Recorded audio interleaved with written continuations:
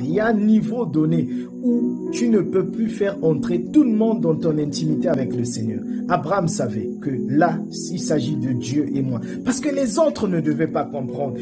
Ils devaient le traiter de sorcier. Pourquoi tu sacrifies ton fils? Hier, c'est toi, Abraham, qui cherchais l'enfant. Mais pourquoi aujourd'hui tu sacrifies ton fils?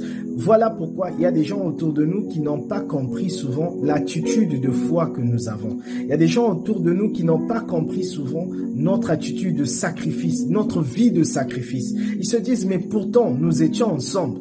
On a vécu la vie ensemble. On a aimé la vie ensemble. On a aimé le monde ensemble. Mais pourquoi ils se démarquent de nous?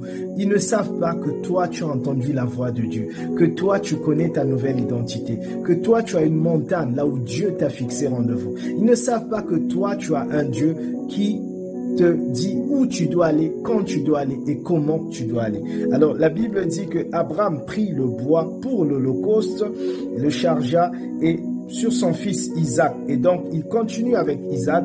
Alors, Isaac, parlant à Abraham, son père, il dit, « Mon père !» Et il répondit, « Me voici, mon fils. » Isaac reprit, « Voici le feu.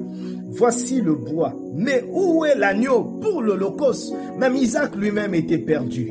Il était perdu parce qu'il connaissait la culture en ce temps-là. Que quand on va pour un sacrifice, on emmène l'agneau. Mais Isaac se demande où est l'agneau. Jusque-là, Abraham est dans le suspense. Isaac aussi est dans le suspense. L'histoire est entre les mains de Dieu. Mais il y a des acteurs qui devaient agir. La foi d'Abraham, la détermination d'Abraham. Alors, Abraham n'avait pas d'argument. Il dit à son fils, Dieu pourvoira. Dieu se pourvoira lui-même de l'agneau. Dieu se pourvoira lui-même.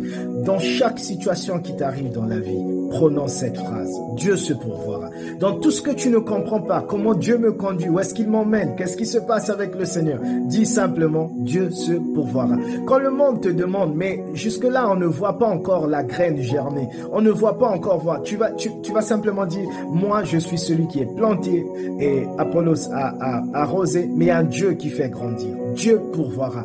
Une chose que toi, tu dois garder, c'est ta relation avec le Seigneur.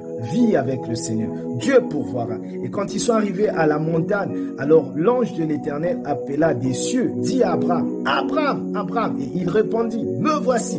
L'ange lui dit, n'avance pas ta main sur l'enfant et ne lui fais rien, car je sais maintenant que tu crains Dieu et que tu ne m'as pas refusé ton fils unique. Abraham leva les yeux et vit derrière lui un bélier. Alors Dieu avait